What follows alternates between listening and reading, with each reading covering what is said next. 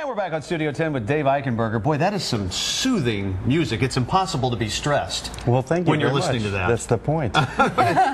you get a lot of sound out of a small instrument. Now, this is obviously not a regular guitar. Explain exactly what all you have here. Where's the part up here? Well, we actually tuned it by these crazy little knobs down there. Okay. And this is actually ergonomically designed. You know, most instruments are made for, well, the instrument makers, not necessarily the players. And when you travel, this will fit in the overhead bin of a plane. Oh, which is great. about that. So that's why. But it's actually the strings, which is the important part, is the regular length of a normal guitar.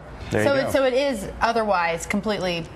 Absolutely. Technically a normal guitar. That's the idea. You got exactly the normal thing right here, and I just have it connected up to a bunch of lights and stuff on the floor, which makes lots of noise. Now you have a foot pedal there. We were talking about this earlier. You use a process called looping, and I'm sure anyone in the music business knows what that is, but explain to our non-musical viewers exactly what that is and what you do and how you get all that sound out of your instrument. Well, looping is really a process of making a live composition. You know, normally the composition process is a lonely one. You're sitting in your room and you're writing something, but what happens here is that I get to do it in front of everybody, and as I play, I record it. Now, everything that I record plays back, and it loops over and over again, and I get to add to it, and I get to manipulate the loop as it's actually playing, and everybody gets to hear it in real time. This is sort of like the disc clavier that we met from Piano Distributors. You can actually create for yourself your own full, like if I need you to score my movie, you can do that. I could do that. You could do that. It's amazing. Oh, there you go. Yeah, the little contract off the air. Sign something before you leave today. All right, we'll see what we can do. How long has this technology been around? I would think is it fairly new? How long have you been doing well, this? the technology in a small space has been around just for a few years, but it's been done for years and years with actually magnetic tape. Right. They take magnetic tape and make a loop of tape, you know, so it never ended, and it kept replaying the same thing over and over again,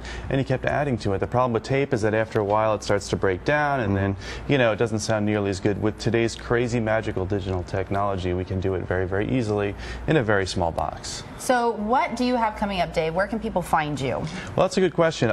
Besides all this craziness that I do here, I also play more conventional sounding guitar with a wonderful songwriter named Julie Black, and we will be going up to Memphis in February, and we'll also be playing at the Clearwater Sea Blues Festival at the end of February as well. Angel for Blues, yes? Angel for Blues, that's right, angelforblues.com. Go check her out. She's wonderful. Very cool. So where again specifically in Memphis?